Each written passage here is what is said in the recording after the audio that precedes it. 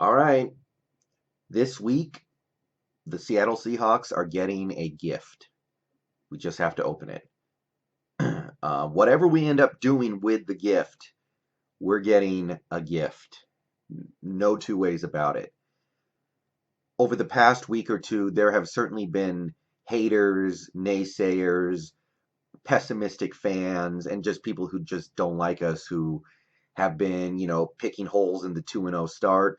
Oh, we got the Bengals without AJ Green. You got the Steelers when Roethlisberger's arm blew up in the second quarter, but I've been kind of ignoring a lot of that. I don't think AJ Green would have changed that first week one game that much. Bengals had no problems passing the ball up and down the field on us without him. I I don't think Roethlisberger getting hurt changed that game against Pittsburgh that much.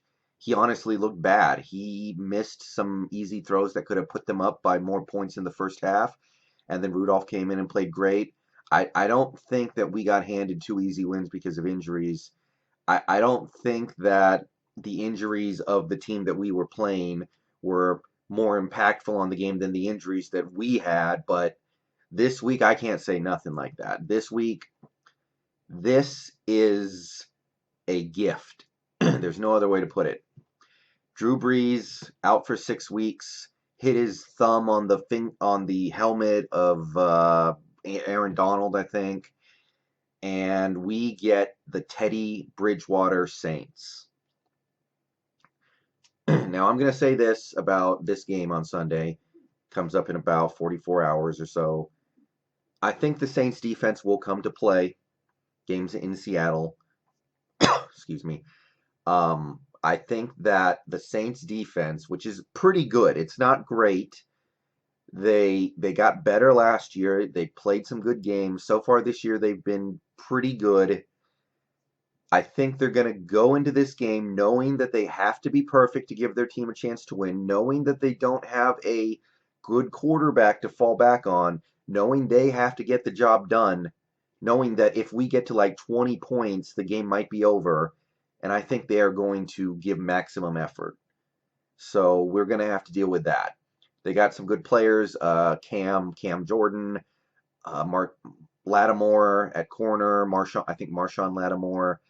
Their defense has some talent. It's certainly not one of the best defenses in the league, but I expect them to play above their heads on Sunday because they have no margin for error, and they have to know that. They have to know that their offense with Bridgewater just loses almost everything about them that makes them special. So I would like to see, well, the number one thing that I really want to see on Sunday is I want to see us stick to the offense that worked so well for us against the Steelers. That quick passing attack.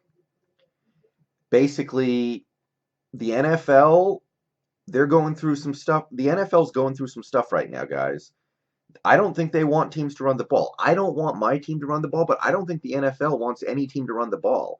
I was watching that Thursday night game last night. I've been watching other games. I've been watching our games.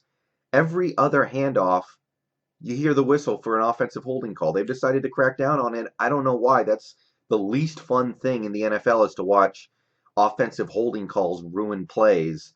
So I don't know why, but they've doubled the number of offensive holding calls through 2 weeks compared to last year. So it just feels like the NFL is like, hey, stop running the ball. We're gonna hit you with that flag over and over and over again.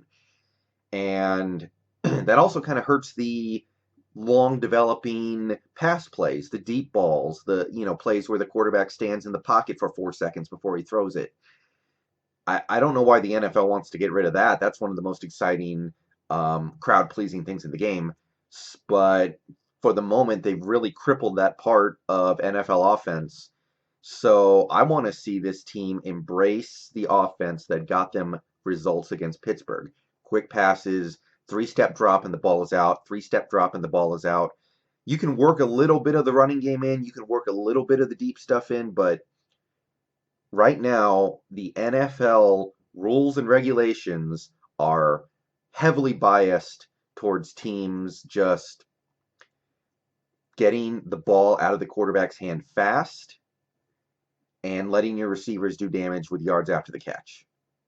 It's I don't know what's up with it. I don't know why the NFL would ever want to make it less likely for offenses to come up with big plays on through the air, but they've done it, and we got to work with it. So let's see that quick passing attack to Lockett, Metcalf, Disley. Just get the ball out of Wilson's hand fast, because that way your offensive line doesn't have the opportunity to hold.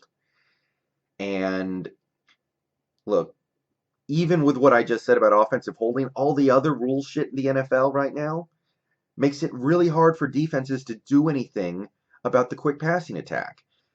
There is probably at any given time one or two defenses in the entire league that can actually take away quick passes consistently. Right now, it might be the Bears and maybe Jacksonville. I don't know. I might be biased to Jacksonville just because they played so good last time I watched football. But most defenses, if the quarterback is on point and the personnel is executing, there's not anything they can do about the quick passing attack. Like, if you go back and watch that game we played against Pittsburgh in the second half when Wilson was just getting the ball out of his hands fast, Pittsburgh, they certainly did nothing to stop us. I don't know what they could have done to stop us, really. It's just tough to play defense in the NFL. And you can either complain about that or you can take advantage. I want my team to take advantage, so hopefully they do. So that's what I want to see on offense. Just keep the ball away from New Orleans on the short field. No turnovers, which, Wilson's done a masterful job of avoiding turnovers through 2 games. And I don't think that the Saints offense is going to be able to. I don't think they're going to be able to move the ball until maybe the fourth quarter, because that's generally how things go in the NFL right now. But without Breeze out there, the Saints, you start to notice their problems. You start to notice that their offensive line doesn't look nearly as good because Breeze making those decisions with his reads. It happens a lot faster compared to almost any other quarterback in the NFL. So suddenly Bridgewater is getting pressured because he's not making the reads as fast, or Kamara's getting hit in the backfield because their quarterback isn't striking, the fear of God into the defense anymore.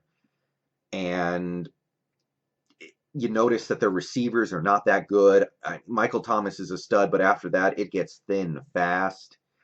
And Breeze disguises a lot of that, and he's not going to be out there to do that. So I have a good amount of faith in this defense. We have a good run defense so far this year. The run defense has been on point, and we get Anza back. We get Puna back in all likelihood. Everything I'm hearing tells me that we are going to get Puna back. Tedrick Thompson is a maybe, although he's just depth anyway. So this is a team that shouldn't be able to make our defense pay for potentially missing guys like, Trey Flowers. Trey Flowers, I'm not really expecting him to play on Sunday. I'm not. I'm surprised. I'm bummed about it. I'm hoping it's nothing serious, but he showed up on the injury report and I'm hearing less than promising things. But this Saints team should not be able to make us pay, even if our cornerback depth is pathetic, which going into this game, don't get me wrong, our cornerbacks are as weak as you will find in the NFL, but this Saints team, I don't think they're going to be able to make us pay. I just don't know what Bridgewater does well. And when I heard this week that the Saints were thinking about using Taysom Hill a lot in the backfield as a running back, wide receiver, and quarterback, and he was possibly going to get the opportunity to run the offense a lot more than usual, that I don't know what to make of that. I don't know what to make of that. I don't know if he's just posturing. I don't know if he's trying to throw us off. But when I think about it, it makes sense. Like, why wouldn't you want to give the defense more stuff to think about when your main quarterback is a guy who, what does he give you? I don't know what Teddy Bridgewater gives you anymore. He doesn't have a big arm. He's not super accurate. He's not super good with his reads. He's not mobile. He doesn't extend the play. He doesn't make plays. He's just a guy. Only thing you can say about Bridgewater is he's not some young rookie who's going to throw it across his body into triple coverage because he's just trying to make a play. So keep an eye out for that. A lot of screen passes, a lot of draw plays, a lot of handoffs, a lot of, those kind of misdirection plays that are just trying to make an easy completion for Bridgewater and letting the receiver or the back try to make some people miss and make a big play. Stay on top of that. Should be good. Happy that Ziggy's going to play, it sounds like, for the first time this year. Happy that Clowney is going to be ready to go. Happy that Puna looks like he's going to go. And we should have most of the pass rush ready to go on Sunday. The only missing piece will be Reed. So I look forward to us harassing Bridgewater and making his life hard on every snap he drops back. Happy that David Moore's coming back as well this week, but I don't think that he's going to have a big impact in this offense because he's basically a poor man's DK Metcalf. And also, final note: Rashad Penny looks like he might miss the game. I I don't know how much I care. You know how I feel about running backs, but little side note there. Disappointed that he doesn't get a chance to build on his performance against the Steelers, but should be fine with what we have. Also bummed out minorly Ethan Posick, probably not going to play. Important depth behind Fluker, who has not played great so far this year. And Posick looked like he was starting to come into his own. I got to give him a little bit of credit. I wrote him off, and he's really come along as a interior backup lineman. And yeah, probably out. But I say we win this game by 10. I think it's going to be a low-scoring game, frustrating. I think their defense is going to make some plays and play better than we expected. But at the end of the day, I think we're going to make enough plays in the fourth quarter to win. I think that their offense is ultimately going to fall behind by like 10 points and just not be able to make it up. And I think we're going to be rolling to 3-0. All right, I'm out. Peace. Go Hawks. And I'll see you guys after the game on Sunday.